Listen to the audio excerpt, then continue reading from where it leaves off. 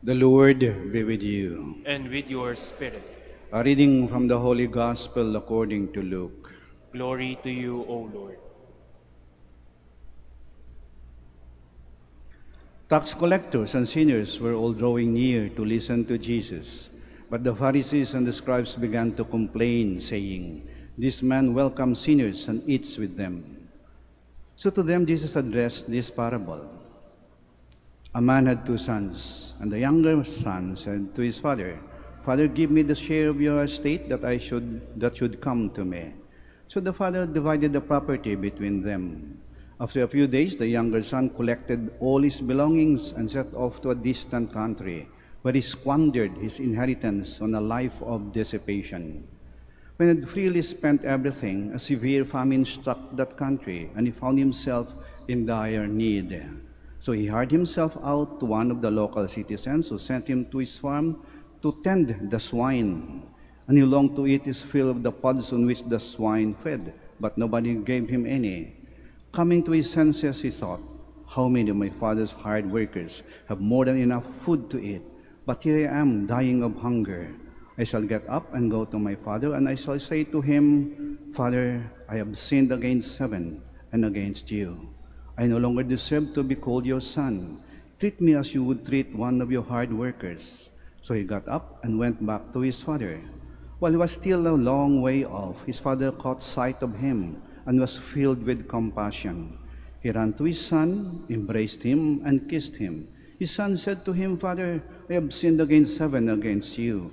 I no longer deserve to be called your son.' But his father ordered his servants, 'Quick, bring the finest robe and put it on him. Put a ring on his finger and sandals on his feet. Take the fattened calf and slaughter it. Then let us celebrate with a feast, because this son of mine was dead and has come to life again. He was lost and has been found.' Then the celebration began. Now the older brother had been out in the field, and on his way back, as he neared the house, he heard the sound of music and dancing. He called one of the servants and asked what this might mean. The servant said to him, 'Your brother has returned, and your father slaughtered the fattened calf, because he has him back safe and sound.' He became angry, and when he refused to enter the house, his father came out and pleaded with him. He said to his father in reply, 'Look, all these years I served you, and not once did I disobey your orders. Yet you never gave me even a young goat to feast on with my friends. But when your son returns, who swallowed up your property with prostitutes, for him you slaughtered the fattened calf.' Father said to him, 'My son, you are here with me always. Everything I have is yours. But now we must celebrate and rejoice, because your brother was dead and has come to life again. He was lost and has been found.'" The Gospel of the Lord. Praise to you, Lord Jesus Christ. Ang panahon ng Kwaresma ay panahon ng pagbabalik loob. At ang ebanghelyong ating napakinggan, ang kwento ng prodigal son, ay magandang halimbawa ng pagbabalik loob.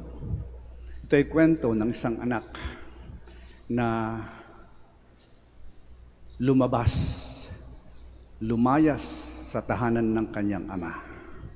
Pagkatapos niyang kunin ng kanyang mana, nagpasasa siya, nagpasarap, nilustay niya ang kanyang mana. Siya'y namuhay sa labas. Ibig sabihin ng pamuhay sa labas ay hindi yung nag-abroad, sa ibang bansa, hindi. Namuhay sa labas ng grasya ng Diyos. Namuhay sa kasalanan. Sa una, masaya. Nagpasasa sa kanyang kayamanan. Pero yan ang sumpa ng kasalanan. Sa una ang sarap, sa huli ang hirap. Kung gaano kataas ang lipad, gaano kababang bagsak. Namuhay siya sa kasalanan. At anong kahulugan ng pamuhay sa kasalanan? Sa labas ng grasya ng Diyos, namuhay siyang kasama ang mga baboy. Napakarumi. Yan ang ating kalagayan pag tayo na sa labas ng grasya ng Diyos. Yan ang kahulugan ng pamumuhay sa kasalanan. Kaya sa'yo natauhan, sabi niya, babalik ako sa aking ama. Babalik ako sa loob ng tahanan ng aking ama. At siya ay nagbalik loob. Malayo pa siya, nakita na siya ng kanyang ama. Ibig sabihin yung kanyang ama, walang ginawa kundi hintayin ang kanyang pagbabalik. Araw-araw, gabi-gabi, hapon, umaga, naghihintay siya, tumitingin sa malayo. Alam niyang babalik ang kanyang anak. Alam ng ama, kahit gaano kalayo marating mo, kahit saan ka mapadpad, kahit anong ginawa mo, o anong ginawa sa'yo, babalik ka sa pamilya mo. Kahit gaano kahabang prosesyon, babalik din yan sa simbahan. Kaya, nagbalik loob ang anak at tinanggap ng ama. At sila ay nagsaya, nagpiesta. Tapos ng kwento, hindi. Second part. Yung kanyang nakakatandang kapatid, nasa labas din pala, nagtatrabaho. Nang marinig niyang, ba't may maingay sa bahay? Tinanong niyang kanyang utusan, ano nangyari?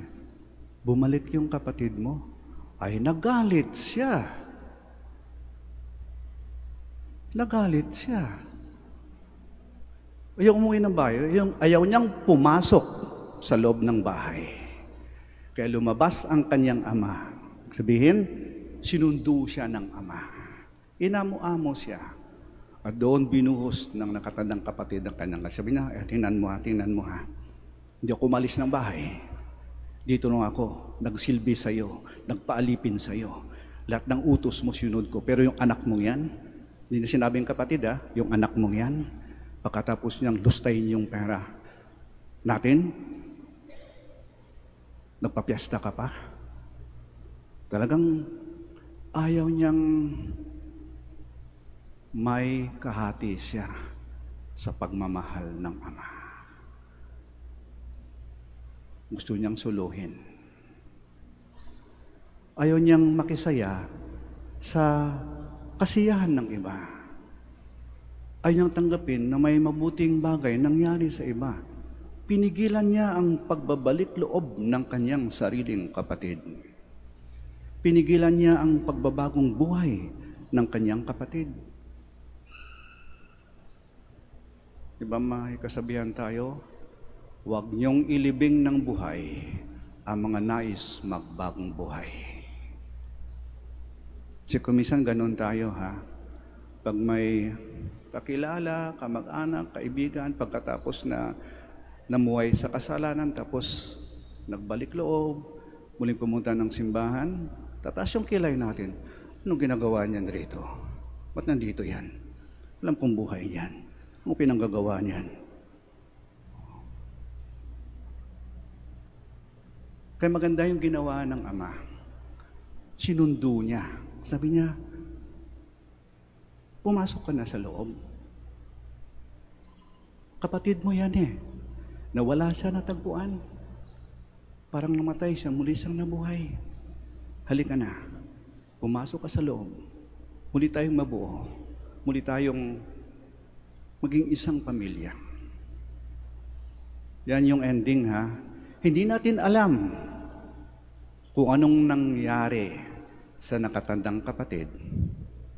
Sinunod niya ba ang kanyang ama? Pumasok ba siya sa loob ng bahay? Nakipagbati ba siya sa kanyang kapatid? Open-ended. Ganyan si Kristo pag nagkwento. Ibig sabihin, hindi ko to kwento. Kwento ninyo to. Buhay ninyo to. Yan ang nangyari sa inyo. That is your story. Kwento ninyo, tapusin ninyo.